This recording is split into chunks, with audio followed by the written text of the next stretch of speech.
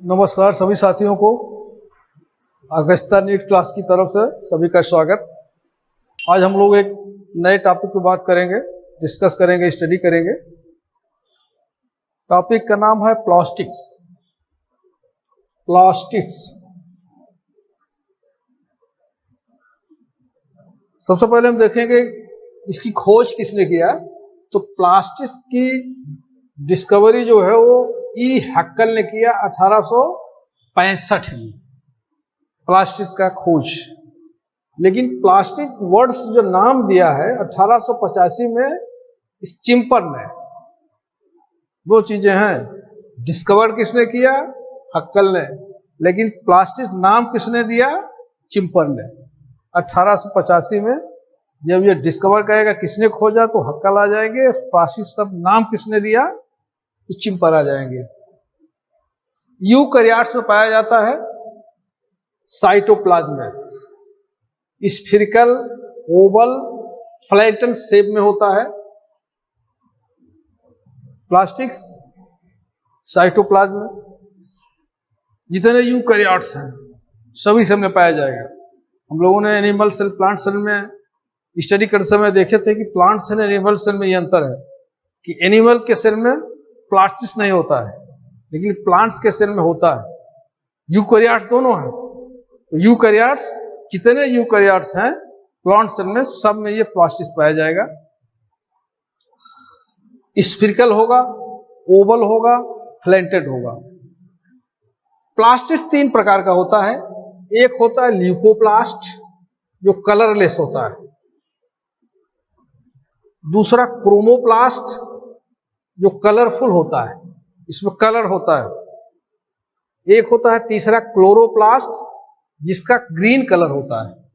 Leucoplast में कोई colour नहीं होता, कलरलेस। क्लोरोप्लास्ट ग्रीन कलर, और क्रोमोप्लास्ट में कलर होता है। वो बैंगनी हो सकता है, पीला हो सकता है, हरा हो सकता है, लाल हो सकता है। देखेंगे ये क्रोमोप्लास्ट और क्लोरोप्लास्ट, ल्यूकोप्लास्ट एक एक्सचेंज होता रहता है।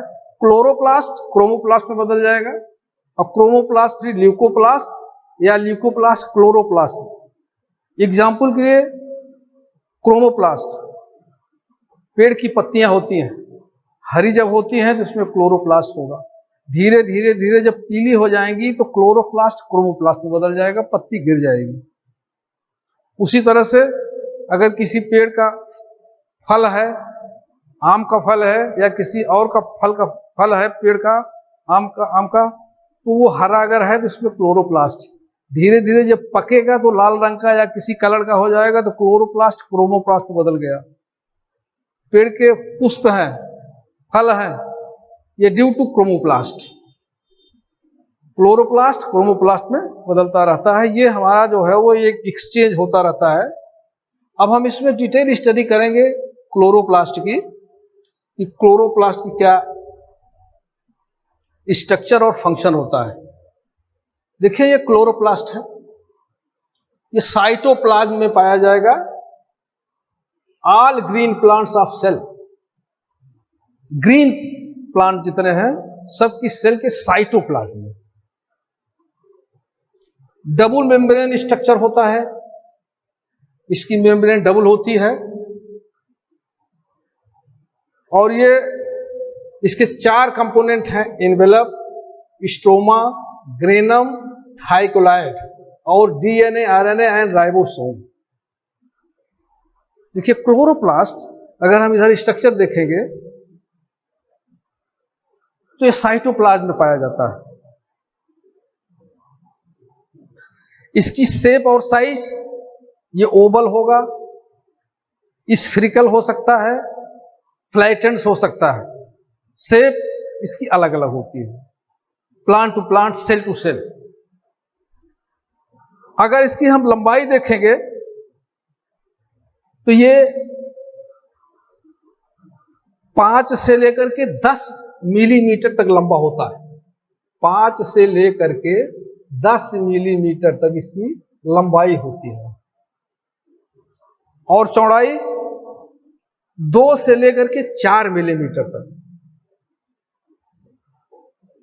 इसकी चौड़ाई होती है। ये क्लोरोप्लास्ट है, साइटोप्लाज्म में पाया जा रहा है, ऑर्गेनेली है और सबसे बिगेस्ट ऑर्गेनेली होती है क्लोरोप्लास्ट। सेल के अंदर जितने भी ऑर्गेनेली हैं, जितने भी उसके अंग हैं, सबसे बड़ा क्लोरोप्लास्ट है। ये क्वेश्चन भी है, biggest organ of cell chloroplast. अब इसकी लंबाई चौड़ाई से भी देख सकते हैं कि 5 से 10 मिलीमीटर इसकी लंबाई है और चौड़ाई इसकी 2 से 4 मिलीमीटर है सेल के अंदर। और ये साइटोप्लाज्म में 1 से लेकर के 40 तक इसकी संख्या होती है, नंबर। किसी सेल में 1 होगा, किसी में 2 होगा, किसी में 10 होगा, तो किसी में 40 तक भी देखा गया। तो शेप एंड साइज ओवल, स्फीरिकल या flattened.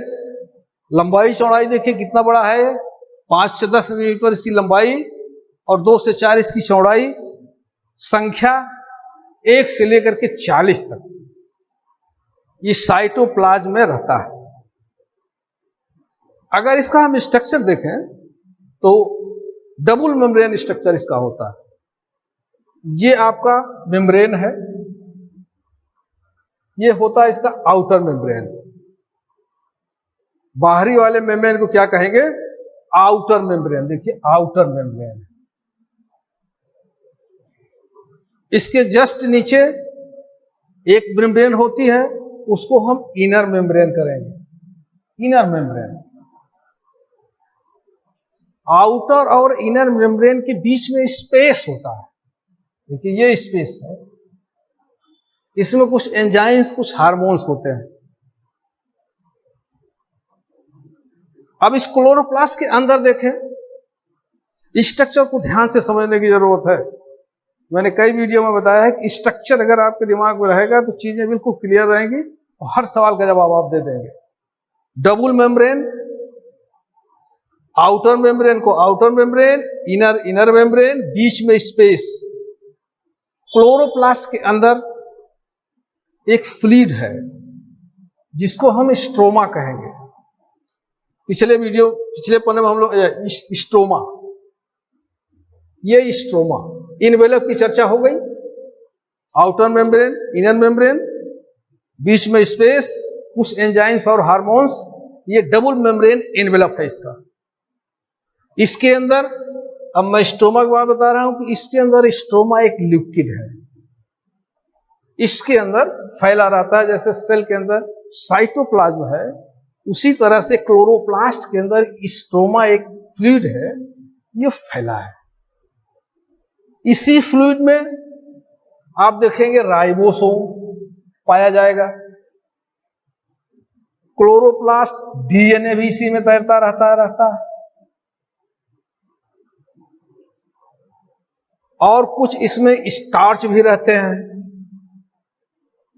DNA, RNA, ribosome main function है। उसके बाद इसका फ्लूइड है, इसी फ्लूइड में DNA, RNA, ribosome, starch fluid में तैरते रहेंगे। इसको हम स्ट्रोमा कहेंगे। इसका फ्लूइड का स्ट्रक्चर, इसका लिक्विड का स्ट्रक्चर है स्ट्रोमा। अब इसी स्ट्रोमा में ग्रेनम की, जो हमने एक कंपोनेंट कहा ग्रेनम, ग्रेनम जो है मेम्ब्रेन लाइक स्ट्रक्चर है। जिस तरह से सेल के अंदर एंडोप्लाज्मिक रेटिकुलम मेम्ब्रेन नेटवर्क के रूप में फैला रहता है, उसी तरह से क्लोरोप्लास्ट के अंदर ग्रेनम मेम्ब्रेनस स्ट्रक्चर नेटवर्क के रूप में फैला है। पूरे के पूरे स्ट्रोमा में यह फैला हुआ है। इसको हम ग्रेनम कहेंगे। It's very important. Granum, granum के अगर स्ट्रक्चर को हम देखेंगे तो ग्रेनम जो है थाइकोलाइट्स से बना है। थाइकोलाइट्स क्या है, एक प्लेट लाइक स्ट्रक्चर है। जिस तरह से एक प्लेट को दूसरे पे, उसके ऊपर तीसरे को, प्लेट को हम रखते चले जाएं, 4-5 प्लेट का एक लाइन बन गई, उसी तरह से थाइकोलाइड होता है।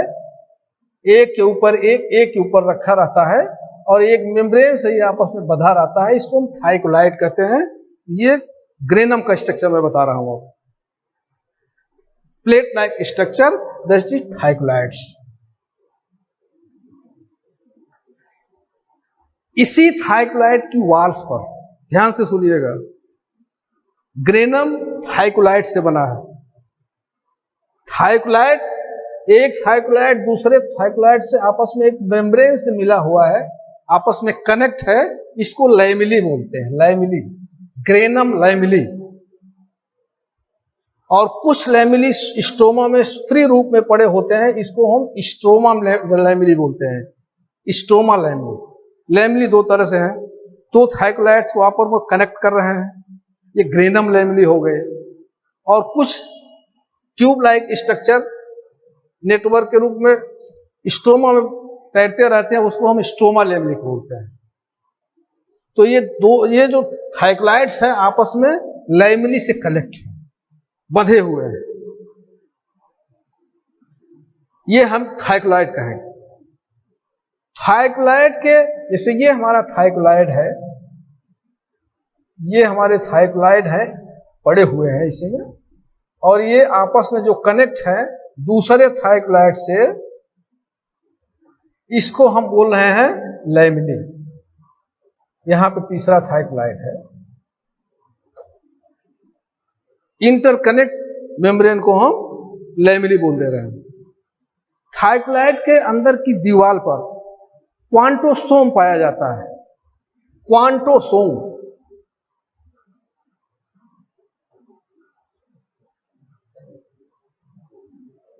क्वांटोसोम थाइकोलाइड की वाल पर, ये एक प्रकार के जिस तरह से राइबोसोम पार्टिकल्स होता है, उसी तरह से क्वांटोसोम एक पार्टिकल्स का स्ट्रक्चर होता है जो थाइकोलाइड के अंदर की दीवार में चिपका रहता, पड़ा रहता है। तो हमारा लैमिली ग्रेनम, ग्रेनम बना थाइकोलाइड से, थाइकोलाइड की वाल पे क्वांटोसोम है, और प्रत्येक क्वांटोसोम पे, एक थाइकोलाइड पे कई क्वांटोसोम है, जैसे राइबोसोम के पार्टिकल्स तमाम है, उसी तरह से क्वांटोसोम के पार्टिकल इसकी दीवार पे अटैच है। एक क्वांटोसोम पे क्लोरोफिल अटैच होता है, 230 क्लोरोफिल के मॉलिक्यूल, ध्यान से सुनिएगा, 230 क्लोरोफिल के मॉलिक्यूल एक क्वांटोसोम पे अटैच होते हैं।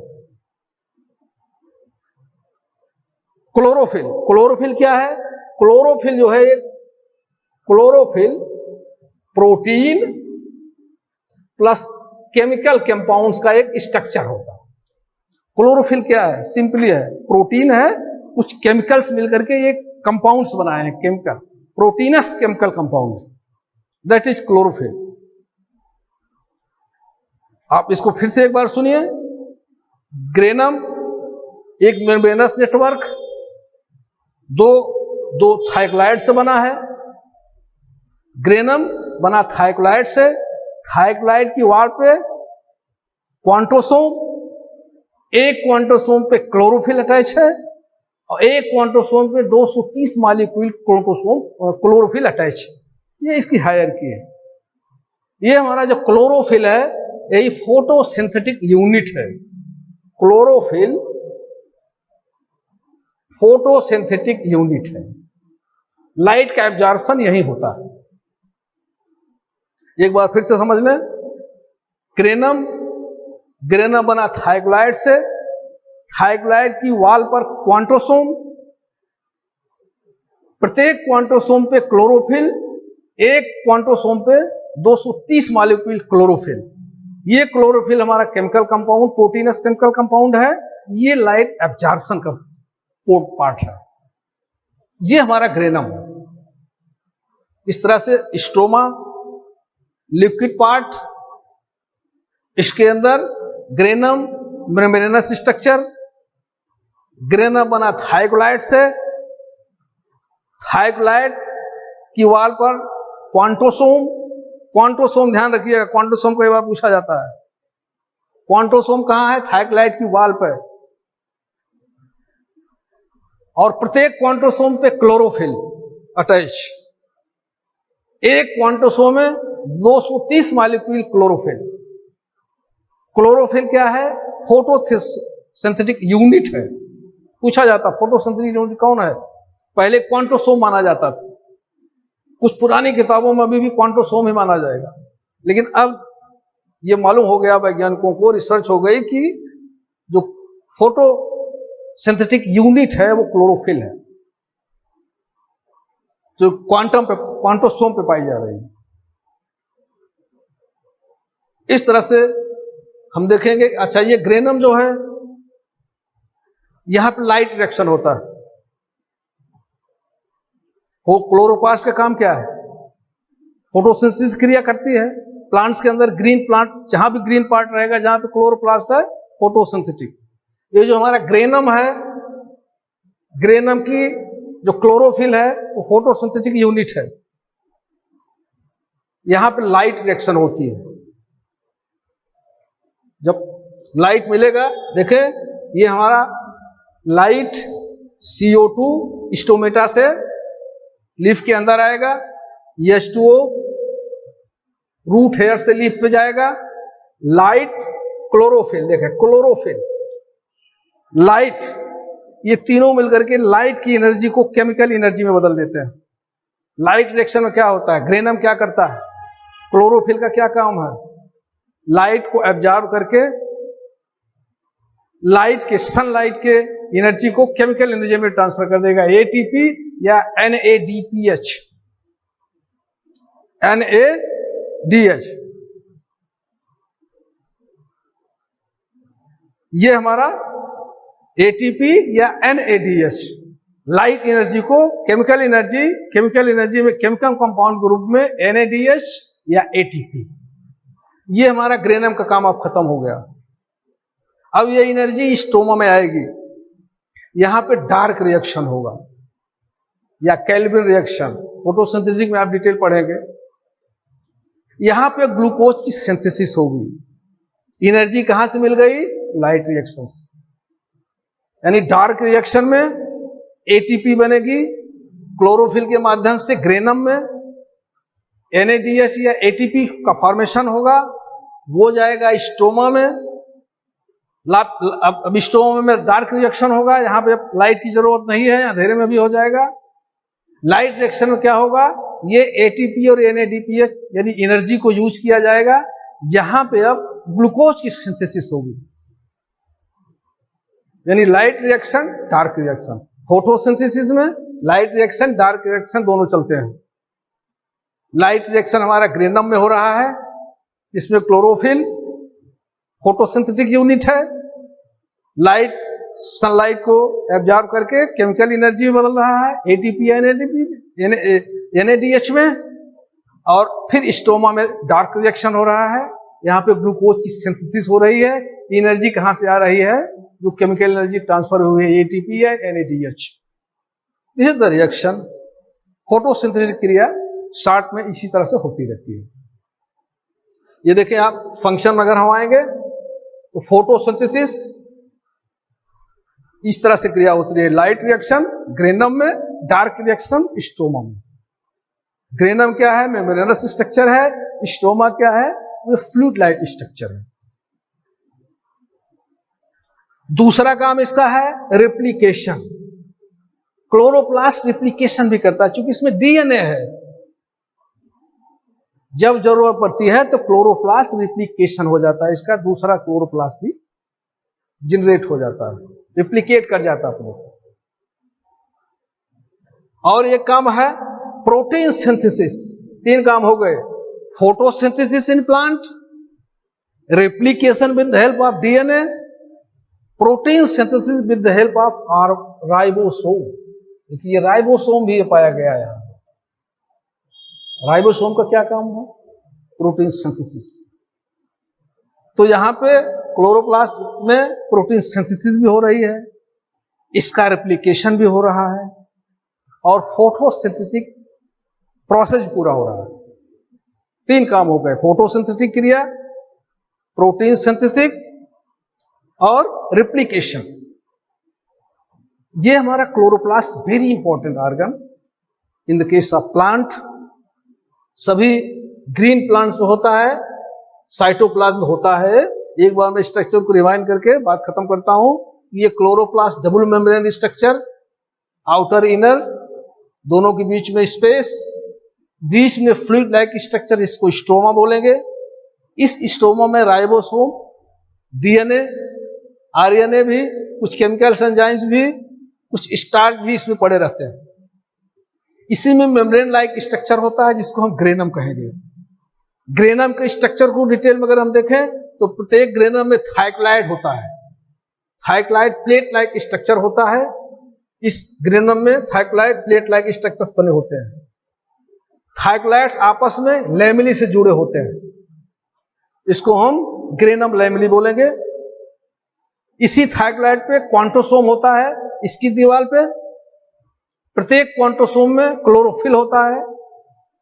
एक क्वांटोसोम में 230 मॉलिक्यूल क्लोरोफिल होंगे जो फोटोसिंथेटिक यूनिट हैं। ये फोटो सनलाइट को एब्जॉर्ब करेंगे, लाइट रिएक्शन पूरी होगी, सनलाइट से केमिकल एनर्जी के रूप में एनर्जी ट्रांसफर होगी स्टोमा में, यानी एटीपी या एनएडीएच के रूप में। अब स्टोमा में डार्क रिएक्शन होगा, यानी केल्विन साइकिल चलेगी।